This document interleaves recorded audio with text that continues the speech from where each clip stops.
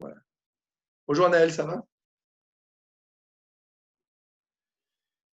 Donc voilà, j'ai répondu à ta question, Axel Harry.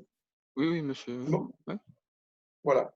Donc du coup, en fait, si vous verrez l'année prochaine, c'est le même principe qu'on a vu pour l'infini. C'est-à-dire quand on aura une fonction qui n'est pas continue sur un segment, on va se placer on mettra une borne, et ensuite on fera tendre la borne vers l'extrémité du segment. Et on regardera si ça converge ou si ça diverge. Est-ce qu'il y a d'autres questions sur cette première partie?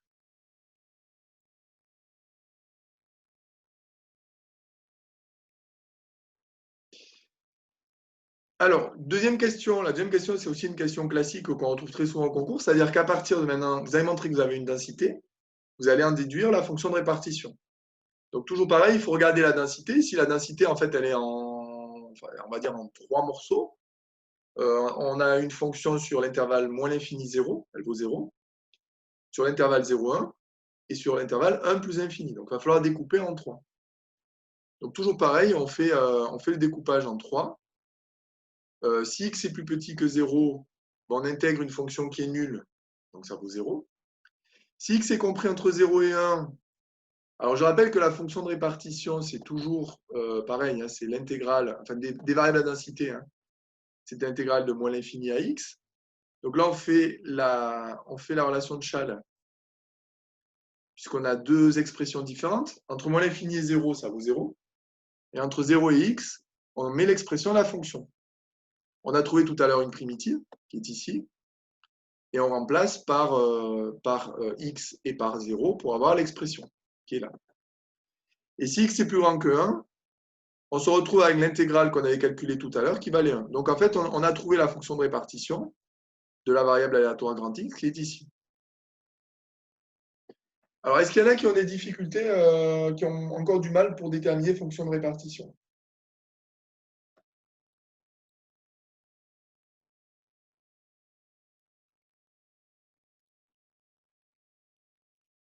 Alizé, ça va?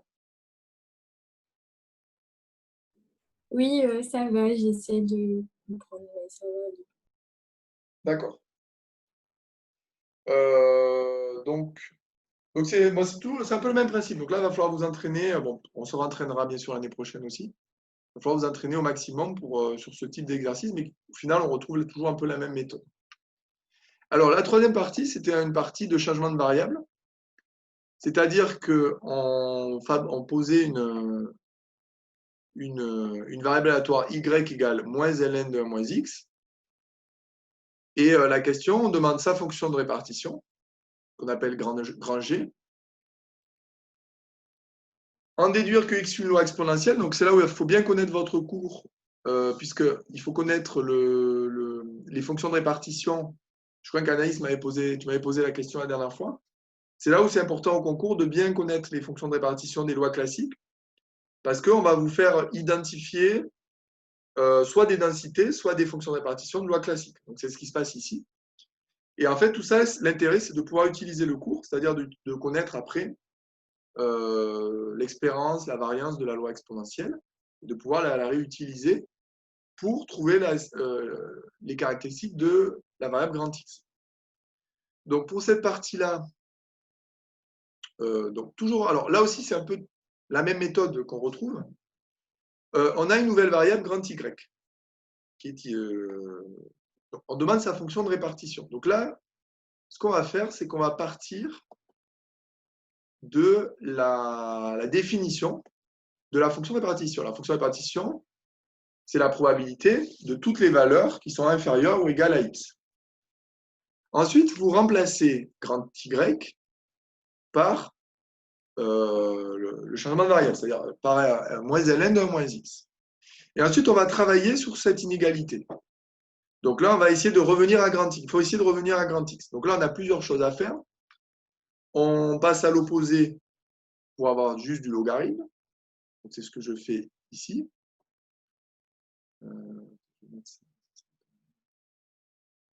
Ici. Ensuite, je passe à l'exponentielle de part et d'autre. Donc, je compose par exponentielle qui est une fonction croissante, donc ça ne change pas l'ordre. Je fais passer le 1, enfin, je retranche 1 de chaque côté pour avoir moins x. Et ensuite, je repasse à l'opposé pour avoir x. C'est-à-dire, je multiplie tout par moins 1. J'ai ce résultat-là ici. Et ce résultat-là, c'est la fonction de répartition de grand X en 1 moins exponentielle moins x. Est-ce que vous avez compris ces calculs? Ou est-ce que vous voulez qu'on revienne sur certains points? Elisabeth?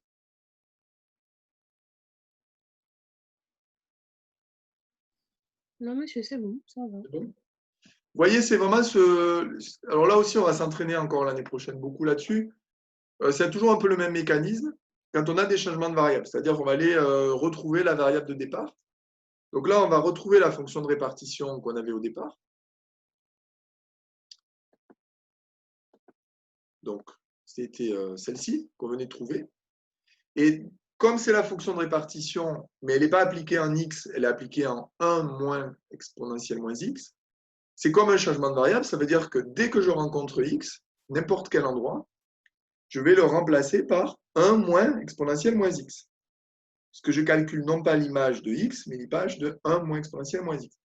Donc si vous regardez bien cette fonction de répartition qui est ici, et que vous remplacez par 1 moins exponentielle moins x, vous obtenez quoi? Vous obtenez 0 si 1 moins exponentielle moins x, tout à l'heure c'était x, ça fait 0. 1 moins, c'est beaucoup de 1, mais en fait, ce qu'on fait ici, c'est qu'on remplace x, qui est ici, par 1 moins exponentielle moins x, et 1 si 1 moins exponentielle moins x supérieur ou égal à 1. Donc, à ce stade-là, on a trouvé, à ce stade-là, ici, on a trouvé la fonction de répartition de la loi variable grand Y. Maintenant, vous ne pouvez pas le laisser comme ça parce que c'est inexploitable. C'est inexploitable notamment par le fait qu'on n'a pas d'indication claire sur ce que vaut x à chaque fois. Donc, on va essayer de travailler sur ces inégalités pour savoir à quoi ça correspond. Donc, moi, j'ai pris la première, 1 moins exponentielle moins x inférieur à 0, et j'ai essayé de voir à quoi ça correspondait pour x. Donc, j'ai fait un raisonnement par équivalence. Donc, c'est équivaut à exponentielle moins x supérieur à 1. C'est comme si j'avais fait passer, enfin, entre guillemets, passer exponentielle moins x de l'autre côté. Je passe au logarithme, donc ça donne moins x supérieur à ln de 1. Ln de 1, c'est 0. Donc ça fait moins x supérieur à 0, donc x inférieur à 0. Donc ça, cette condition-là, c'est la même que de dire que x est inférieur à 0. Et l'autre condition me montre que, alors, donc j'ai travaillé sur la deuxième condition, là. J'ai fait les mêmes opérations et je trouve que l'exponentielle doit être comprise entre 0 et 1. Bon, une exponentielle est toujours positive, donc le supérieur à 0, c'est toujours vérifié. Et l'autre partie, exponentielle moins x inférieur à 1, quand je passe au logarithme, ça fait moins x inférieur à 0, ou encore x positif. Donc, on voit que cette condition-là, elle est équivalente à x positif. Donc, la dernière condition, elle n'est pas vérifiée, en fait. Alors, on peut le vérifier par calcul, je ne l'ai pas fait. Hein. Mais si vous voulez, la dernière condition, elle est impossible, donc on va l'éliminer. On ne va pas la considérer. Pourquoi? Parce que si vous avez, regardez, 1 moins exponentielle moins x supérieur ou égal à 1,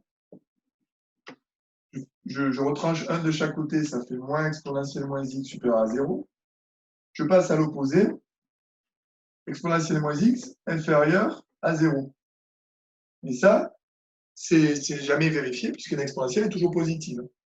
Donc cette dernière combinaison-là, elle est impossible. Il n'y a aucune valeur de x qui pourra vérifier ça. Donc ça veut dire que je ne considère pas la troisième ligne de ma fonction. Et à partir de là, j'ai en fait deux lignes, la première et la deuxième. 0 si x inférieur à 0, c'est les deux conditions qu'on avait trouvées. Et donc les 1 se simplifient ici. Hein. Il nous reste 1 moins exponentielle moins x puissance a si x supérieur à 0. Et c'est là où, si on connaît bien son cours, on reconnaît la fonction de répartition de la loi exponentielle de paramètre a. Donc on peut tout de suite affirmer que y suit la loi exponentielle de paramètre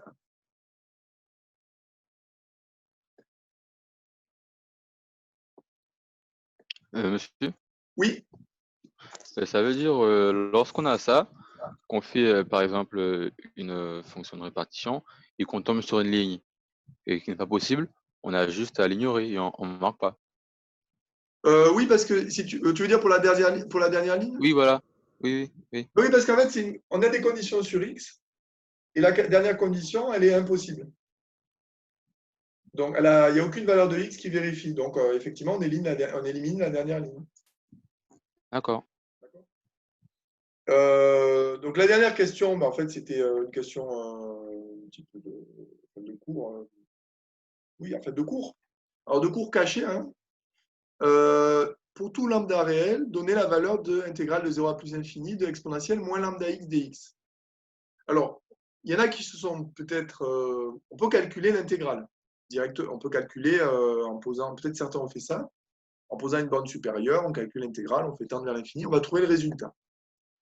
Mais on peut aller plus vite parce qu'on connaît la densité de la loi exponentielle de paramètres lambda. Enfin, je vous ai montré une méthode plus rapide. La densité de la loi exponentielle, c'est ça. Et on sait que la densité, comme c'est une densité d'une loi classique, c'est plus généralement une densité, l'intégrale vaut 1. Donc, j'utilise ce résultat-là, l'intégrale vaut 1. Mais si l'intégrale vaut 1, ça veut dire que l'intégrale de 0 à plus infini de lambda exponentielle moins lambda x dx vaut 1. Et moi, ce qu'on demandait dans le sujet de concours, c'était l'intégrale de exponentielle moins lambda x. Donc, j'ai factorisé par lambda. Lambda est un réel strictement positif. J'ai factorisé par lambda et j'ai fait passer un peu le côté, j'ai divisé par lambda et j'obtiens l'intégrale directement. Bien sûr, on peut y arriver par calcul classique en posant une borne supérieure. Ça, on va arriver, bon, ça c'est un petit peu plus long, on va arriver au résultat aussi.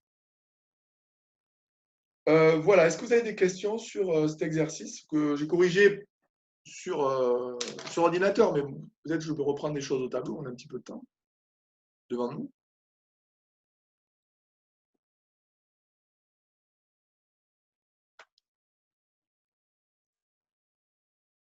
Anaëlle, tu ne fais plus de maths l'année prochaine?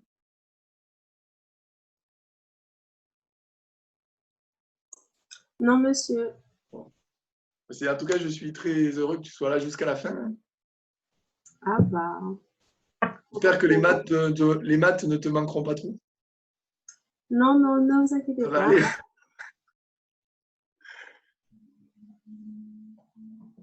Anaïs n'a pas de questions?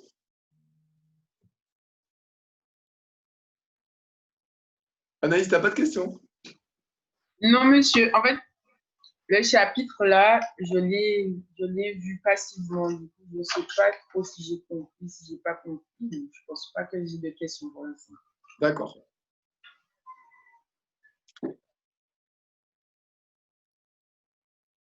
J'ai fait une demande, comme je vous l'avais dit, j'ai fait une demande pour l'année prochaine, mais on verra si elle est acceptée ou pas. Demande pour faire du soutien et pour faire après aussi de la préparation spécifique. Enfin, on fera de la préparation, mais en gros, un petit renforcement à la fin sur la préparation au top 3. Voilà, on verra. J'ai demandé 15 heures de chaque. Sur là, ça sera pas mal, on pourra faire 15 heures de soutien en plus. Est-ce que vous avez des questions sur ce qu'on vient de faire? Alors là, on vient de terminer. Donc, je pense que vous pouvez souffler un peu. Moi aussi, d'ailleurs. Tu vois Gilda qui souffle. Voilà, donc on a quand même la satisfaction d'avoir terminé le travail. La mission est accomplie. Et on pourra reprendre l'année prochaine tranquillement. Enfin, plus ou moins tranquillement. Est-ce que vous avez des questions sur ce qu'on vient de faire?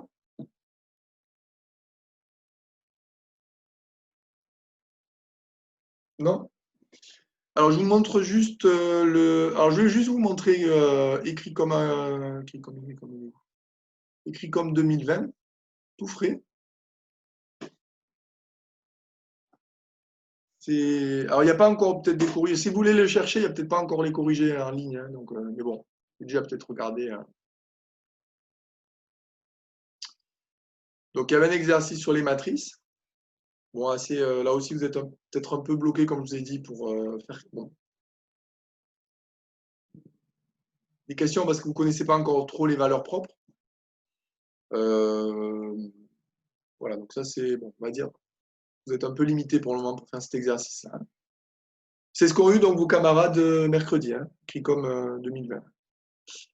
Par contre, l'exercice 2, vous pouvez le faire, enfin vous pouvez le faire vraiment en partie. Vous voyez, c'est une fonction définie par une intégrale, fn de x, intégrale de 0 à x d'une fonction en t, quoi, avec la variable d'intégration dt. Montrer que la fonction est de classe C1. Qu'est-ce que vous dites pour montrer que la fonction est de classe C1? Qu'est-ce qu'il faut dire? Axel arrive à parler. Et il faut dire que, en fait, il faut montrer que t puissance 2 n-1 sur t plus 1 est continu sur 0 à x. Voilà, très bien. Montrer que c'est continu.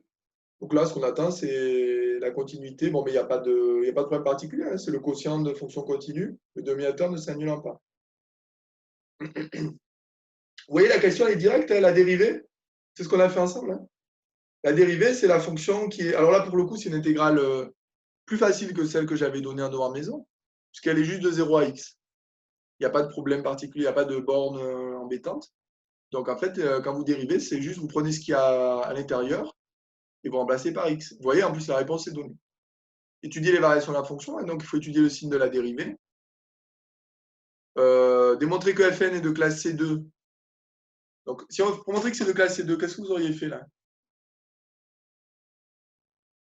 Essayez de montrer que f' est C1. Voilà. Enfin non, et continue. Non, si tu montres que f' est continue, tu montres qu'elle est, qu'elle est C1. En fait, tu montres que Fn est C1. Par contre, tu as raison. Si tu montres que f' est C1. Voilà, que f' est C1, très bien. Ouais, Si f' est C1, ça veut dire que f' est dérivable et que sa dérivée continue. Alors, ben ça, on le dit. C'est des phrases, hein, c'est le quotient de fonction C1, le dénominateur ne s'annulant pas. Vous calculez la dérivée seconde. Après, la convexité, vous voyez, tout ça, c'est des choses qu'on a vues ensemble. Bon, on ne va pas tout faire, mais vous voyez, là, il y a des études fonction de t, des calculs.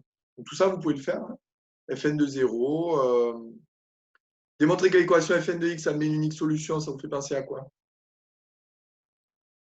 Strictement positive et que cette solution est supérieure à... de la bijection. Voilà, très bien, théorème de la bijection continue. Étude d'une suite implicite. Donc, on définit une suite xn. On a travaillé un petit peu là-dessus. Alors là, les suites implicites, c'est un petit peu embêtant. En fait, c'est les suites qui sont solution de l'équation Fn de x égale 0 ici. Donc là, bon, on ne va pas rentrer dans le détail, mais vous êtes en mesure de faire ça en première année, hein, toute cette partie-là. Donc ça fait déjà un exercice entier que vous pouvez faire. Il n'y a pas de difficulté, enfin, pas forcément évident, mais je veux dire, il n'y a pas de... on a tout vu au programme. Bon, par contre, la partie C, vous ne pouvez pas la faire parce que c'est les fonctions à plusieurs variables. Ça, on le verra l'année prochaine, ensemble. Ce n'est pas très compliqué, les fonctions à plusieurs variables. Vous verrez, généralement, ça passe assez bien. Hein. Et bon, il y avait beaucoup d'intégrales. Et en fait, alors, j'ai pensé à vous montrer ça parce qu'en fait, ben, on retrouve les densités, hein, bien sûr. Donc, INA, donc montrer que l'intégrale converge. Ça doit vous rappeler des petites choses qu'on a faites hein, ensemble. Donc là, c'est vraiment ce qu'on a vu ensemble. Il faut poser la borne supérieure grand M. Vous calculez une primitive, vous calculez votre intégrale. Et après, vous faites tendre grand M vers plus infini. Et vous devez trouver que ça converge vers cette valeur-là. On définit une fonction f de t, démontrer que c'est une densité de probabilité. Vous voyez, on est vraiment dans ce qu'on est en train de faire. Donc, tout pareil. Hein. D'ailleurs, il me semble presque... Enfin, on n'a pas fait tout à fait la... On avait fait 3 sur t puissance 4 ensemble en TD. Bon, il n'y avait pas le a. Il n'y avait pas le a au cube. Ça se fait pas trop difficilement. Vous voyez, des questions... Je vous montre ça pour montrer qu'il y a vraiment des questions classiques qu'on retrouve au concours. Donc, vous aurez toute l'année prochaine pour vous entraîner. Et je pense qu'en fin d'année, quasiment tout le monde arrivera à faire ces questions. Donner la fonction de répartition de x. Vous voyez, bon, c'est ce qu'on a fait ensemble régulièrement. Démontrer que x admet une espérance et calculer cette espérance. Donc, intégrale de tf de t dt. Bon, la variance, on verra l'année prochaine. C'est pas très compliqué. Toujours avec la formule de Koenig-Huygens. La loi uniforme. Donc ça, c'est important, comme je vous l'ai dit, de bien connaître les lois classiques. Donc on vous fait référence à la loi uniforme.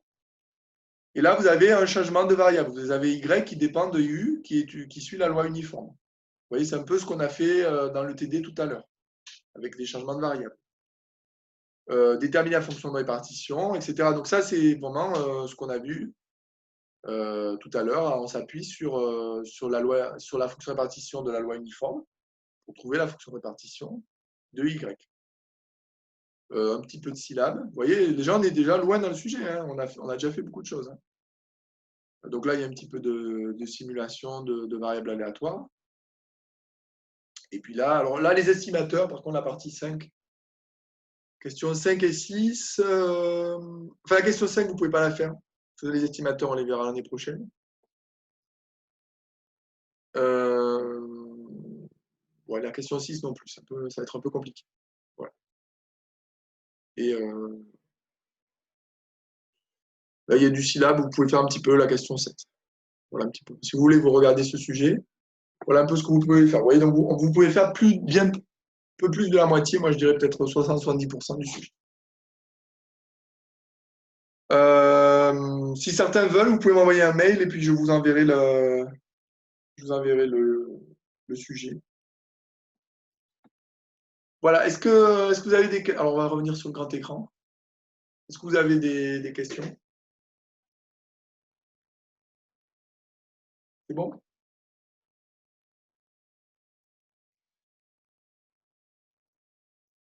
Bon, mais je vais vous dire à bientôt. Hein. Anaïs. Oui, excusez-moi, monsieur, par rapport à la rencontre pour les premières années, à leur inscription, vous nous aviez dit que vous allez nous envoyer un mail, ça va se passer comment? Enfin, Pour le moment, je n'ai pas trop d'informations. Je vais poser la question au conseil de classe là, à M. Mormain. Et puis après, dès que j'aurai des infos sur comment ça va être organisé, je vous tiendrai au courant par mail. ok, D'accord? d'accord. Donc, voilà. Je pense que